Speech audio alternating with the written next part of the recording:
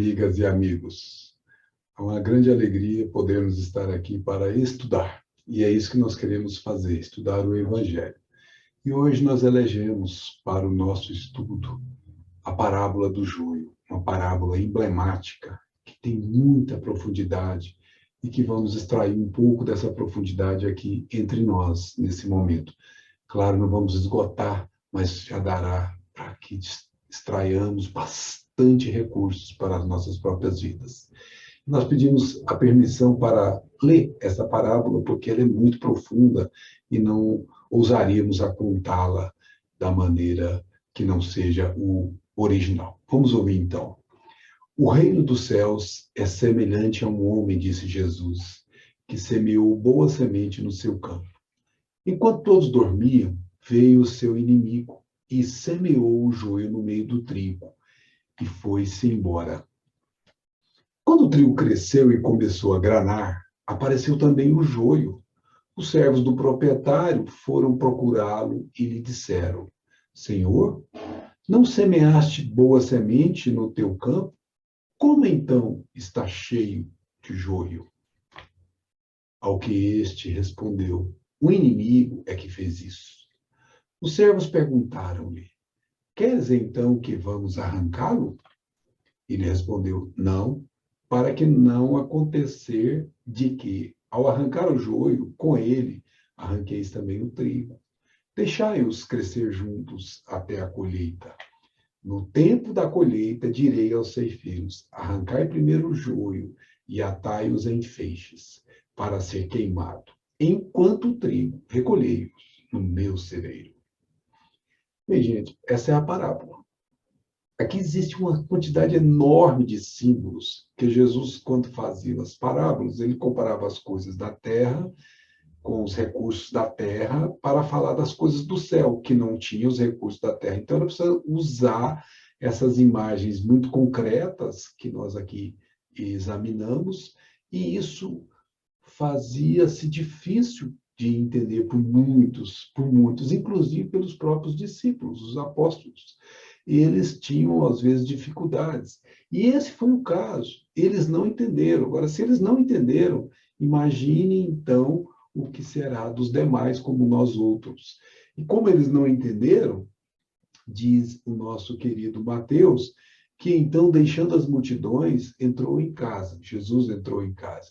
E os discípulos chegaram-se a ele, pedindo-lhe: explica-nos a parábola do joio no campo. Vejamos, eles não tinham assimilado a essência da parábola, porque as parábolas foram escritas, gente, foram feitas e elas foram registradas para toda a eternidade. Qualquer tempo que nós estivermos no processo evolutivo, elas terão campo de estudo ainda a ser examinado. E no estágio evolutivo que nós estamos hoje, aproximadamente 2000 anos depois do que ela foi contada, nós já temos como examinar algumas coisas a mais. Nós vamos ver o que Jesus disse aos discípulos sobre esta parábola. Ele respondeu: o que semeia a boa semente é o filho do homem. A boa semente são os filhos do reino. O joio são os filhos do maligno. O inimigo que semeou é o diabo. A colheita é o fim do mundo. Os ceifadores são os anjos.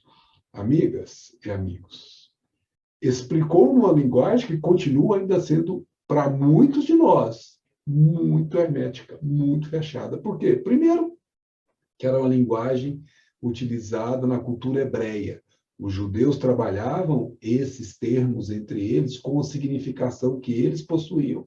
Segundo, que são termos que, se nós não examinarmos na profundidade, eles se perderão em figuras que são literais e pode fazer com que a parábola, ao invés de nos ajudar, até atrapalhe. Por quê? Porque passaremos a ter o que se chama de, às vezes, ficar fanático por certas coisas, por acreditar-se que aquela coisa é verdadeira da forma como ele interpretou.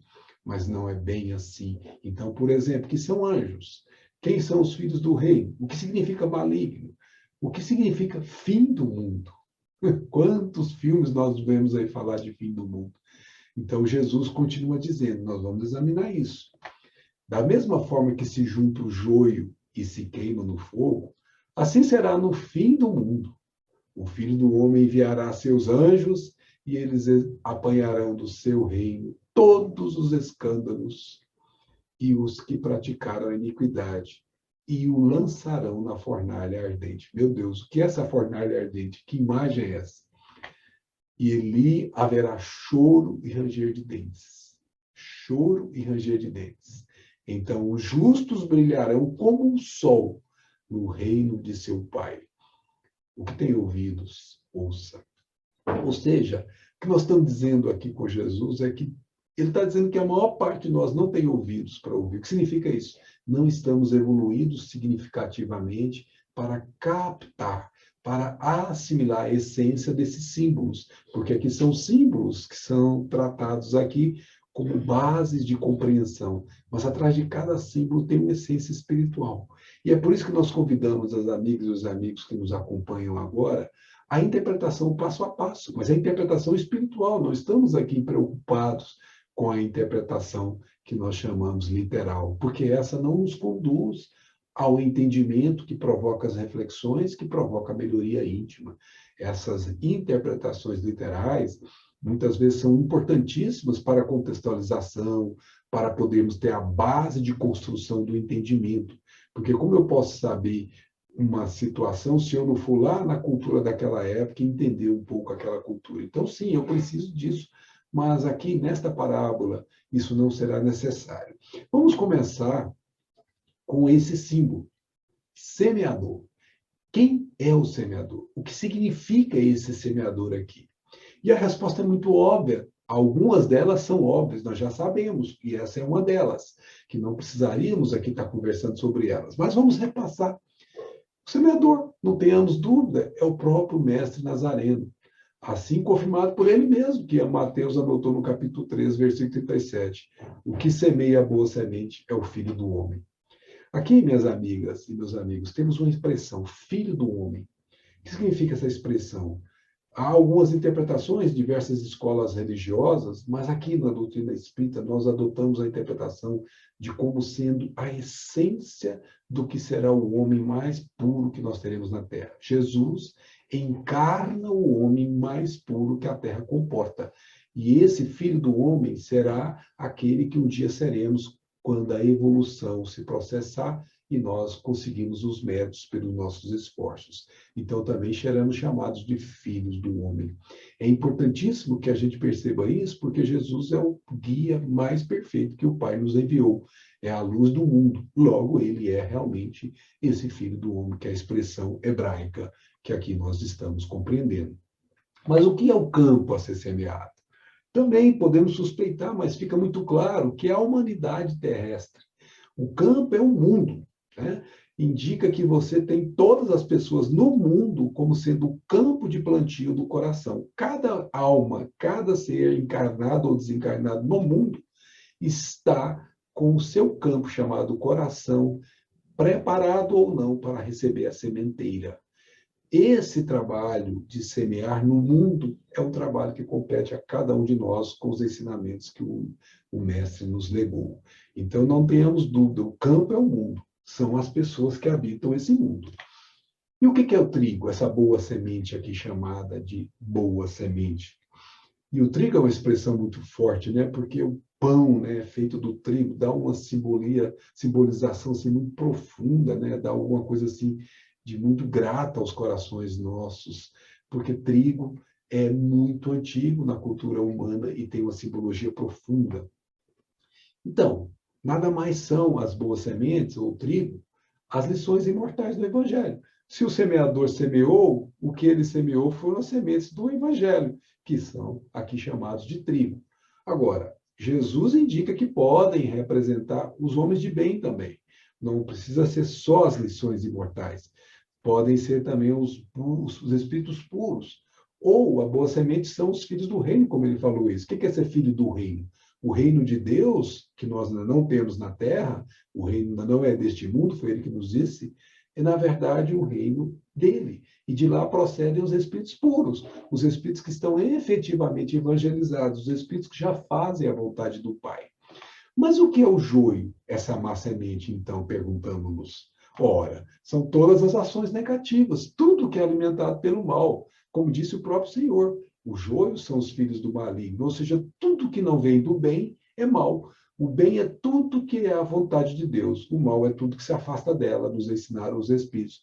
Logo, fazer o bem é fazer a vontade do Pai. Logo, fazer o mal é contrariar a vontade dele. Nós temos uma coisa interessante nessa parábola, que é o crescimento simultâneo do joio e do trigo. Por que o Senhor não mandou arrancar esse joio no começo? Ele diz que se arrancasse, poderia correr o risco de arrancar também parte do trigo. Olha que figura interessante. É preferível, então, deixar os dois crescerem simultaneamente, para que você, em determinado momento do tamanho dessas plantas, consiga visualmente distingui-los. E aí sim saber o que é um e o que é o outro. E aí, Emmanuel que nos esclarece sobre isso, por que o crescimento simultâneo, do ponto de vista espiritual, é proporcionado pelo Pai Celestial. Ele vai nos dizer que, quando Jesus recomendou o crescimento simultâneo do joio e do trigo, Jesus não quis senão demonstrar a sublime tolerância celeste no quadro das experiências da vida. Ou seja, o Mestre nunca tirou as oportunidades de crescimento e santificação do homem. Significa isso, gente? Trazendo essa imagem para a relação humana. O mal, convivendo com o bem, tem a oportunidade de assimilar o bem. Uma pessoa que ainda não está santificada, que é uma pessoa que ainda se equivoca no mal, estando ao próxima de pessoas que estão buscando a sua santificação, que se esforçam para fazer o bem, essa pessoa tem a oportunidade de aprender com aquela que já está se santificando. Essa que ainda não o consegue, ela, observando o outro, ela pode assimilar as lições. Daí porque nós precisamos uns dos outros. Quem tem mais, dá para quem tem menos. Crescer junto significa que nós temos que ajudar os que hoje estão na condição de joio, que não produz nenhum resultado, que não produz nenhum fruto. Mas podemos ainda perguntar, quem é esse tal de inimigo que semeou esse joio? Gente, como é que pode aparecer da noite, alguém jogar lá a semente do joio para poder prejudicar o Senhor que tinha plantado o trigo? Qual é o objetivo disso? Ora, o inimigo indica os espíritos atrasados e maldosos. Quando a pessoa é infeliz nesse estágio evolutivo aí, ela quer ver a infelicidade do outro também, ela não quer ficar sozinha infeliz. O que ele faz? Planta o mal onde estiver oportunidade. Os que plantam as desarmonias no mundo, aqui foram representados pelo simbolismo diabo, que consta do versículo. Diabo de diabolos, né? Diabólico, aquele que você espalha, aquele que você joga para poder prejudicar o outro. Isso é o inimigo do bem. É a pessoa que, estando infeliz, quer também que os outros o sejam. Ainda não conseguiram compreender que poderiam ser felizes se estivessem se aproximando dos que já o são, como a gente falou do crescimento simultâneo, que é dada a ela a oportunidade. Mas e a colheita, Max? Que colheita é essa? Vamos entender que a colheita é nada mais, nada menos do que o fim do mundo. Mas a expressão fim do mundo precisa também ser esclarecida. A colheita indica necessariamente os resultados encontrados ao final de um ciclo evolutivo. Então, leiamos agora, ciclo evolutivo como sinônimo de fim do mundo. O que é o mundo? É um mundo de expiações e provas, por exemplo, o nosso atual. Chegará ao final esse ciclo em que nós vamos adentrar ao mundo de regeneração. Aliás, nós já estamos adentrando muito, vamos dizer assim, sutilmente, muito timidamente. Já estamos como se fosse no amanhecer de uma noite escura, mas ainda está predominando a nossa condição de mundo de expiações e provas. Então, nós estamos atravessando uma transição, que se chama transição planetária. Esse mundo está chegando ao final de um ciclo em que são avaliados os resultados daquela semeadura. Quem aproveitou para se transformar em trigo e deixar de ser joio, segue com o mundo. Quem não aproveitou, como veremos, serão convidados, mais do que isso, serão compelidos a deixar esse campo. Por isso que chegará a hora dos ceifadores. Quem são os ceifadores? Como disse, são os anjos. Mas que são os anjos? Os ceifadores são os espíritos mais esclarecidos, moral e intelectualmente, que têm a incumbência de separar o bem do mal e dar destinação final a cada um. Ou seja, ceifadores são espíritos que já estão numa condição evolutiva muito elevada e que conseguem discernir, separar o que é o bem do que é o mal sem margem de erro. Por isso, na hora de arrancar um e arrancar o outro, eles não se confundem e não perdem o joio ou não perdem o trigo para ser queimado e nem passa joio junto com o trigo como se ele fosse trigo. Não, eles sabem claramente separar um do outro. Por isso, a separação do joio do trigo é como se fosse no final de determinado ciclo evolutivo que ocorre uma ascensão espiritual. Quem é joio, não, fica aqui. Quem é trigo, segue aqui, no mundo melhor, caracterizada pela maior homenagem à separação do mal e do bem. Nos mundos divinos, o bem reina absoluto, seria o estágio máximo de outros ciclos tantos que nós vamos passar. Então, nós temos o mundo de expiação e prova, que então fechamos os ciclos. Antes, já passamos por outro ciclo, mundos primitivos, que passamos para o mundo de expiação e prova. Estamos agora largando esse ciclo e entrando no ciclo do mundo de regeneração. Vamos para um novo mundo, que é o mundo de todos depois da regeneração, ou o mundo feliz. Então, são 4 mundos de experiências que nós precisamos adquirir, que todos nós estamos vivendo. Só que a cada período se faz uma contabilidade, como se você tivesse que prestar contas ao final do ano ao imposto de renda, como agora nós vamos ter que fazer. Isso significa que você tem que fazer uma análise do que você fez durante esse período, se você aproveitou as oportunidades, e prestar contas. Se as suas contas forem negativas, você vai ser compelido a pagar o imposto. O imposto a que nos referimos aqui pode ser pesado, porque você pode, eu posso, qualquer um de nós pode ser mandado para mundos menos evoluídos do que o nosso. E aí sofrer aquele sensação horrível que sentiram os nossos irmãos no passado, quando foram exilados de Capela para cá. E eles sentiam o paraíso perdido. Por quê? Porque eles deixaram um mundo que estava muito mais evoluído para um mundo que estava bem menos evoluído. Para quê? Para que fizessem as experiências e corrigissem a si mesmos, e, ao mesmo tempo, ajudassem os primitivos da Terra daquela época. Portanto, nos mundos felizes, o bem predomina, mas ainda há o mal, muito pouco. Nos mundos de regeneração, o mal está em equilíbrio com o bem. E nos mundos de expiação, o mal predomina, que é o mundo atual nosso. No mundo de... Cada mundo desse, gente, quando a gente olhar, olha como se fosse uma faixa, né? Então, se você pegar o mundo de expiação bem próximo da faixa que começa ou termina o mundo que nós chamamos primitivo, você vai ver que ali é muito mais parecido com o mundo primitivo que o mundo de expiação. Se você pegar no mundo de expiação e prova a faixa mais perto do mundo de regeneração, você vai ver que ela está muito mais perto já de regeneração do que aquela faixa anterior. Portanto, quando uma pessoa está no mundo de regeneração, no comecinho dele, ele parece muito ainda com o mundo de expiações e provas. Mas à medida que ele vai avançando e chega à escala mais à frente, ele vai estar no mundo de regeneração, se aproximando do mundo feliz. Portanto, quando a gente fala mundo, a gente tem que lembrar que existem vários tipos de espíritos ao longo desse mesmo mundo. Espíritos mais próximos da base, espíritos mais próximos do topo, como se fossem plantas diferentes. Por isso que Emmanuel, ele nos ensina que a colheita não é igual para todas as sementes da terra. Cada espécie tem seu dia e sua estação. Então, por exemplo, o espírito está mais próximo da base do mundo de expiações e provas, tem um tratamento. O espírito que está mais próximo do mundo de regeneração tem um tratamento. Ou seja, se você teve todas as oportunidades que a escola te ofereceu para aprender a lição e não aprendeu, peso sobre você, a responsabilidade sobre você é maior. Como disse Jesus, a quem muito é dado, muito será pedido. Se você não teve a oportunidade de estudar, está lá na base desse mundo, aí a história é outra, porque você não teve a chance de aprender. Então, o tratamento para você será diferente do tratamento de quem teve a chance. Então, se você não tem a oportunidade, não te cobra essa responsabilidade. Por isso que a irmã está dizendo que a colheita não é igual para todas as sementes da terra. Cada um tem seu dia, cada um tem a sua estação. Eis por quê? Aparecendo o tempo justo de cada homem. Então, eu cheguei no estágio que eu já posso ser aferido os meus valores morais. De cada coletividade. Então, um grupo todo, como Capela, que foi exilado, toda uma comunidade, toda uma coletividade de espíritos, Emmanuel fala em milhões, foram trazidos para cá. Fala isso em Caminho da Luz, a Caminho da Luz.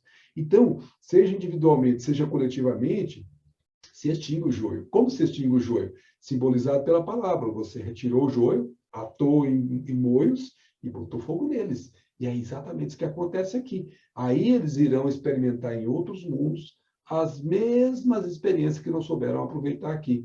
E, obviamente, esses processos transformadores não foram, obviamente, ao acaso. Eles tiveram oportunidade, eles tiveram a sua chance de aprender. Por isso que eles têm aquela sensação do paraíso perdido. É um arrependimento que o Espírito carrega dentro dele. Nesse instante, diz Emmanuel, a individualidade ou o povo, a se agitar em razão de aflições e hecatombes diversas, em gritos de alarme e socorro, como se estivessem nas sombras de naufrágio inexorável. Isso é típico de transição, gente.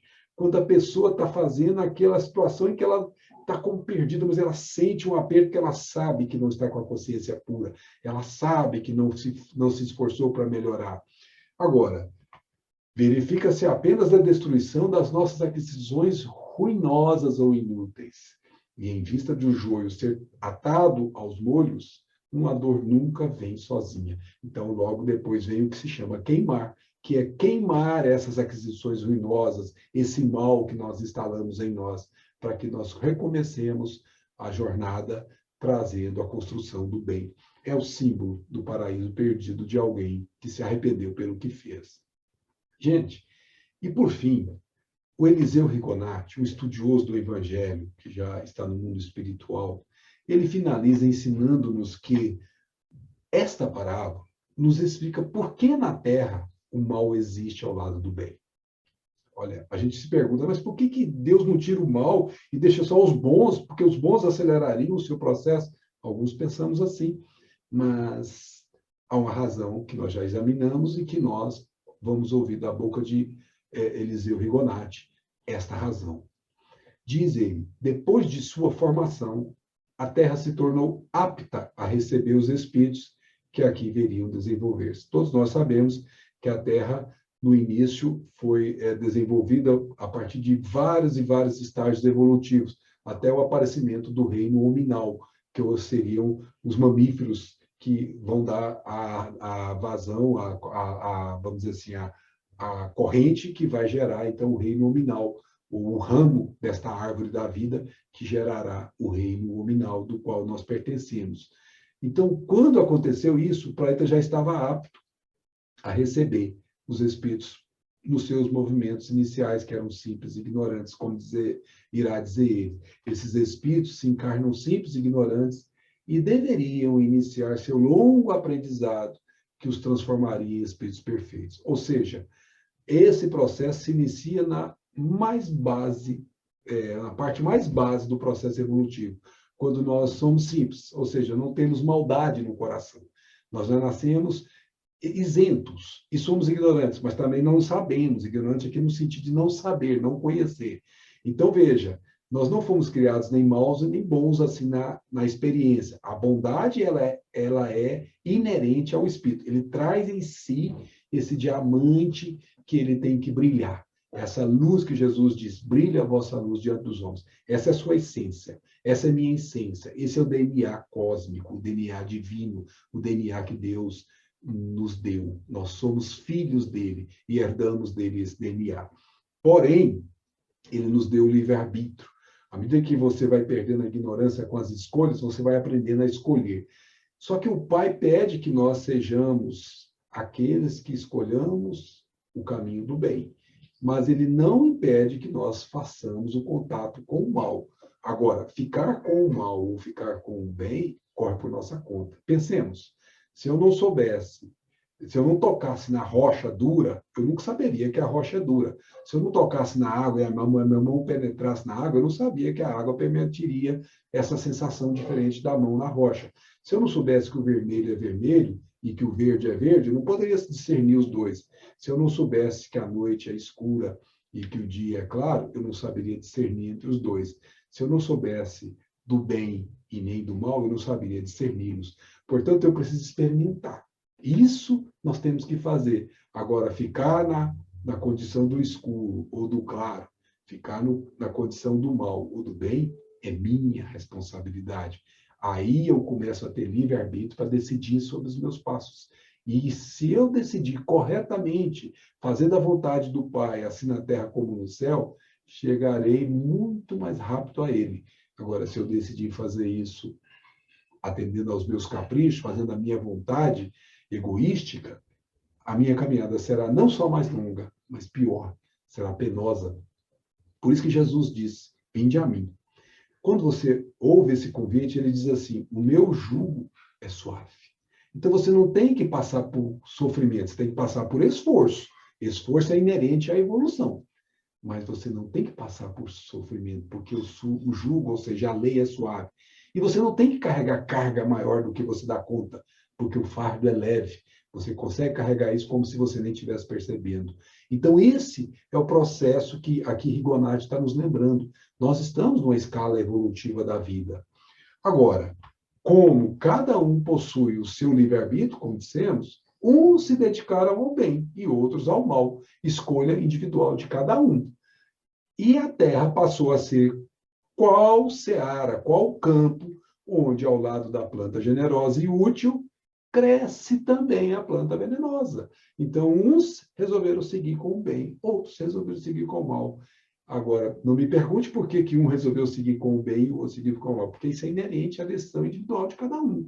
Eu posso aqui agora ouvir tudo isso e continuar fazendo mal lá fora. Isso é escolha minha. Eu continuo seguindo com o mal, mesmo tendo recebido todos os convites para ir para o bem. Não me sensibilizei com esse bem, não quero saber, estou preocupado comigo mesmo. E, como diz o outro, que se fixe para lá, eu não quero se envolver com isso, não. Mas eu posso ouvir isso aí, estar no convite, crescendo junto com o trigo, e pela presença de estar ao lado do trigo, assimilar as essências do trigo e me transformar em trigo também. Então, são escolhas minhas. Deus nos colocou simples.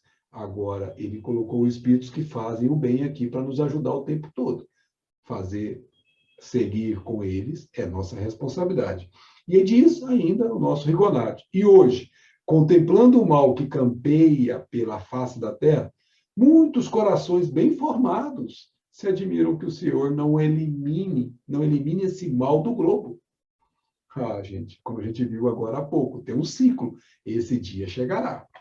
Depois de o evangelho ser pregado a todos os povos da terra, de modo que ninguém possa alegar ignorância, possa pretextar que não sabe das leis divinas, o Senhor procederá à ceifa, ou seja, a colheita, mandará aqueles anjos, os espíritos superiores, isto é, os maus serão compelidos, serão levados serão constrangidos a desencarnarem e a se retirarem para mundos inferiores. Mas de conformidade com o caráter de cada um deles, que escolheram o mal e não o bem. Então a Terra será um imenso celeiro de almas regeneradas que escolheram o bem. Aqui, gente, muita atenção. Você fala assim: puxa vida, mas então eu não vou passar, eu vou ficar, eu vou ser... Gente, para ser exilado, você tem que ter o desejo do mal e não se sensibilizar ao bem. Quando você traz o mal em você, eu trago o mal em mim, cada um de nós traz essa herança de nossas experiências passadas ainda pungente em nós, significa que nós precisamos nos libertar dela. Se nós já reconhecemos que temos esse mal em nós, reconhece o verdadeiro espírito pela transformação moral, já reconhecemos. Então nós fazemos o esforço para que esse mal não cresça como o joio em nós, para que possamos transformá-lo em trigo dentro de nós, a transmutação do joio em trigo nos nossos próprios corações. É isso que faz com que nós permaneçamos aqui, crescendo com a terra, evoluindo com a terra, e não sejamos exilados para mundos inferiores. Por fim, minhas amigas e meus amigos, estamos nos aproximando deste breve, não obstante, importantíssimo estudo. E precisamos fazer algumas reflexões. Como nos situamos nesta parábola? Já pensou nisso? Como é que você entra nessa parábola? Como é que eu entro nessa parábola? Qual é o meu papel aí? Como é que essa parábola toca em mim? Qual é a parte fundamental que eu tenho que assimilar? E Emmanuel, esse espírito grandioso que nos trouxe tanta luz para as nossas reflexões, ele nos ensina que, efetivamente, a vida é comparável ao trato do solo que nos é concedido cultivar. Ou seja, trato do solo, o campo, pedacinho de campo que cabe a um para nós. Cada um de nós tem um campo para poder cultivar. Cada um de nós recebe uma parcela do campo superior de Deus para ser cultivado. Mas que campo é esse, Max? Diz Emmanuel: ergue-te cada dia e ampara o teu campo de serviço, a fim de que esse mesmo campo de serviço te possa auxiliar. Que campo é esse, senhor Emmanuel? Que campo é esse, senhor Max? Esse campo nós vamos ver agora, que é o seu coração, que é o coração daquele que transita a jornada com você. Vejamos muito claramente. Quando ele diz, ergue-te a cada dia e ampara o teu campo de serviço, cumpra a vontade do Pai, aqui na terra como no céu. Para que mais tarde, cumprindo a vontade do Pai, o Pai possa te auxiliar devolvendo o que você semeou na condição do bem que você semeou. Por isso que nós ouvimos muito nitidamente no Evangelho, faça a tua parte, que o céu te ajudará. Na medida que você faz a sua parte, o céu te proporciona os recursos que você precisa para prosseguir na meta maior da vida, que é voltar ao Pai de onde viemos. Diz ainda Emmanuel, a sementeira é a empreitada, o dever a cumprir, o compromisso que te incumbes. Então, você tem que semear nesse campo. É sua responsabilidade. Só que você pode semear o joio ou pode semear o trigo. A escolha, isso que é importantíssimo a gente captar. A escolha é sempre nossa. O Pai não violenta nossas consciências. O Pai respeita o nosso livre-arbítrio. Ele permite que nós escolhamos para aprender com as experiências, porque ainda estamos teimosos em seguir os conselhos alvitentes que ele nos fornece. Então, nós somos obrigados, isso é dever, nós temos que semear o bem. Mas se escolhermos semear o mal, teremos que passar por aquele momento da ceifa para sofrimentos desnecessários. E o terreno? É o próximo que propicia a colheita. Então, esse campo maior somos todos nós, e o terreno onde eu semeio é fazer ao outro que eu gostaria que o outro fizesse a mim. Então, esse terreno de fazer ao outro é que me vai proporcionar o bem em mim mesmo. Lavrar o talhão e dar de nós, sem pensar em nós, eis a nossa missão na terra, minha amiga e meu amigo. Temos que lavrar o nosso pedacinho de terra, que é o nosso coração e o coração do outro, e dar de nós no terreno do outro, no coração do outro, sem mesmo pensar em nós, como se o outro fôssemos nós mesmos. Daí, então, cumpriremos o desiderato a que somos convidados a cumprir nesta nossa jornada evolutiva.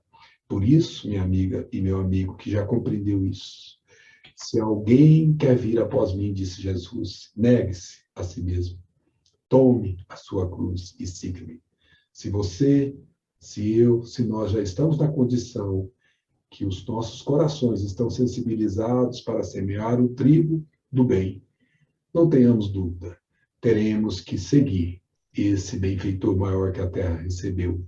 Teremos que carregar a nossa própria cruz, que foram as equivocadas decisões anteriores que precisamos agora nos livrar. E aí sim, negando na intimidade do nosso coração a nossa própria personalidade, para que a personalidade do Pai vija, nós então poderemos segui-lo. Como Paulo disse, já não sou eu quem vive. E Deus, Jesus é quem vive em mim, o Cristo de Deus é quem vive em mim.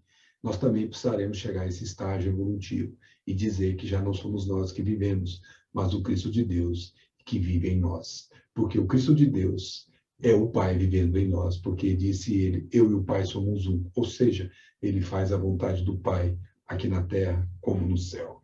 Minha amiga, meu amigo, queridas amigas, queridos irmãos, sejam muito felizes e que possamos nos ver brevemente. Que assim seja.